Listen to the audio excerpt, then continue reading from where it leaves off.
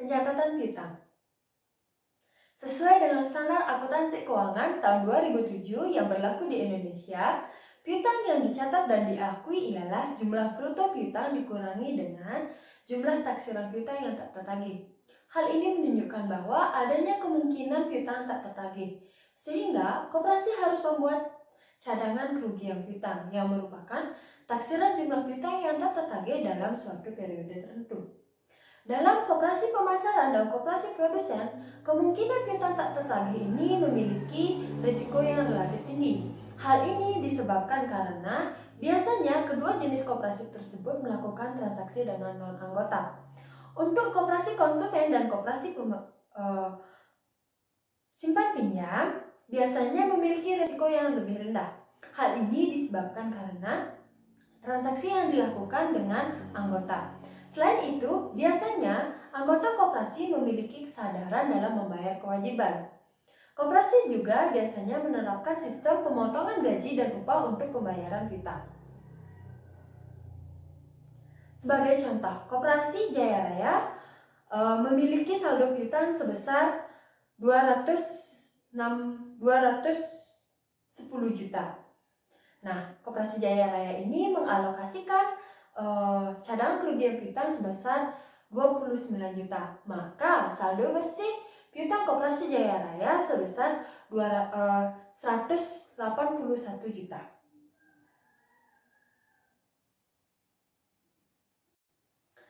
Dalam penentuan cadangan kerugian piutang, biasanya koperasi akan menggunakan dua cara. Yang pertama, mempersentasekan jumlah penjualan kredit dari koperasi tersebut. Artinya, jumlah penjualan kredit akan dipersentasekan dengan persentase yang telah ditetapkan dalam menentukan cadangan kerugian piutang. Yang kedua, dengan cara saldo piutang. Biasanya dengan cara saldo piutang ini dilihat dari yang pertama, persentase dari saldo piutang yang dimiliki oleh sebuah koperasi tersebut. Jadi, saldo piutang yang dimiliki oleh koperasi tersebut langsung dikali dengan persentase yang telah ditentukan. Yang kedua, dengan cara analisis umur piutang. Jadi, umur piutang yang ada dalam koperasi tersebut akan dianalisis. Makin lama umur piutang yang ada dalam koperasi tersebut, maka persentase yang ditetapkan oleh koperasi akan semakin tinggi. Supaya kita lebih mengerti tentang pencatatan piutang, maka saya akan memberikan contoh. Sebagai contoh, Koperasi Jaya Raya merupakan sebuah koperasi pemasaran yang terletak di Bogor. Pada akhir tahun 2019, staf koperasi melaporkan bahwa saldo piutang yang dimiliki koperasi sebesar 216 juta. Untuk penjualan sebesar 4.800 juta dan untuk penjualan kredit sebesar 2.800 juta. Dari sini dilihat di buku pembantu bahwa saldo 216 juta ini dijabarkan sebagai berikut. Nah, dari sini akan koperasi menentukan sesuai dengan tahun sebelumnya bahwa analisis umur piutang yang terjadi untuk umur 1 sampai dengan 15 hari maka akan dikenakan persentase sebesar 1%. Untuk 16 sampai dengan 30 hari akan dikenakan persentase sebesar 3%. Untuk umur 31 sampai dengan 45 hari akan dikenakan persentase sebesar 5%.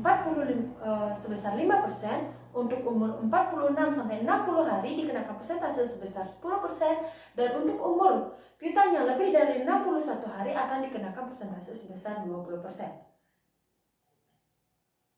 Berdasarkan data tersebut, maka Koperasi Jaya Raya akan membuat ayat jurnal sebagai berikut. Yang pertama, jika berdasarkan 1% dari jumlah penjualan kredit, maka 1% dikalikan dengan 2.800.000, maka akan didapat cadangan kerugian piutang sebesar 28 juta. Dari sini, ayat jurnal yang dibuat oleh Koperasi Jaya Raya yang pertama, beban kerugian piutang sebesar 28 juta di debit dan cadangan kerugian piutang sebesar 28 juta di kredit. Yang kedua, berdasarkan 10% dari piutang yang dimiliki oleh Koperasi Jaya Raya, maka 10% dikalikan dengan 216 juta, maka akan didapat saldo cadangan kerugian piutang sebesar 21.600.000. Dari sini, ayat jurnal yang dibuat oleh Koperasi Jaya Raya yang pertama, beban kerugian piutang sebesar 26.100.000 dan cadangan kerugian piutang sebesar 26.100.000. Yang ketiga, berdasarkan analisis umur piutang. Jika berdasarkan analisis umur piutang, hal pertama yang wajib kita lakukan ialah menganalisis umur piutang dari customer tersebut. Setelah itu, kita akan mengelompokkan customer tersebut ke dalam kelompoknya. Misalnya, untuk customer A masuk ke dalam kelompok 1%, untuk customer B ke dalam 2%. Setelah itu, maka kita akan buat tabel seperti berikut. Nah, setelah kita membuat tabel tersebut, maka nanti kita akan tahu berapa jumlah cadangan kerugian piutang yang ditetapkan oleh sebuah koperasi. Dalam kasus Jaya Raya ini, maka jumlah saldo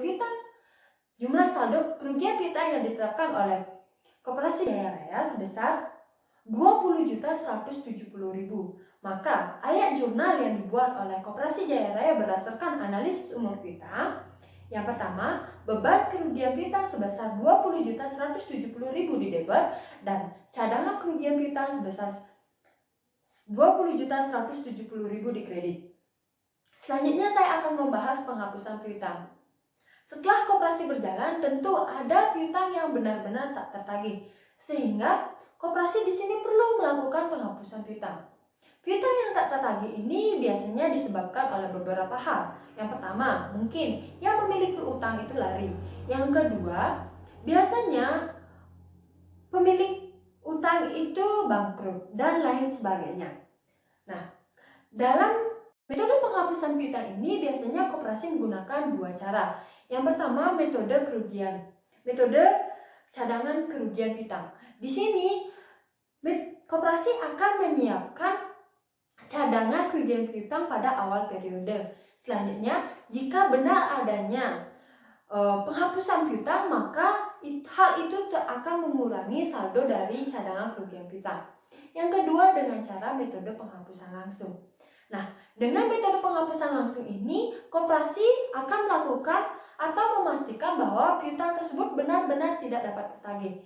Jika piutang tersebut benar-benar tak tertagih, maka transaksi yang dilakukan atau penghapusan piutang itu akan dilakukan saat itu juga tanpa perlu mengestimasikan cadangan kerugian piutang. Supaya kita lebih mudah memahami, sebagai contoh, saya akan menyambung contoh koperasi Jaya Raya.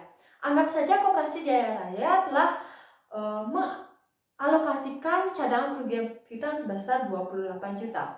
Pada tanggal 15 Januari 2020, anggap saja toko Sukamaju memastikan bahwa sudah tidak dapat membayar piutangnya sebesar 23 juta. Maka koperasi Jaya Raya mengambil keputusan menghapus piutang yang dimiliki oleh toko Sukamaju.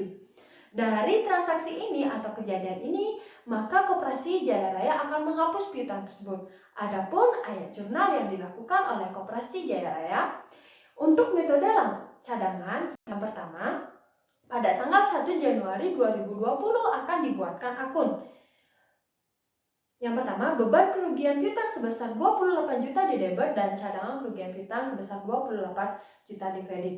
Pada saat terjadinya kejadian pada tanggal 15 Januari 2020, maka cadangan kerugian piutang yang akan berada di debit sebesar 23 juta dan beban kerugian piutang akan ada di kredit sebesar 23 juta di kredit. Selanjutnya, untuk metode penghapusan langsung pada tanggal 1 Januari 2020, di sini koperasi Jaya Raya tidak melakukan pencadangan, artinya tidak ada jurnal.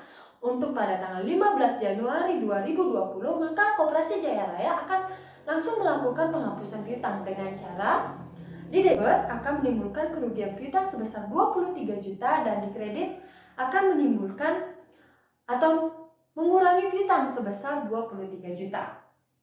Akibat penghapusan piutang tersebut, tentu saldo dari koperasi Jaya Raya ini akan berkurang. Nah, dengan metode langsung dan metode cadangan tentu caranya berbeda.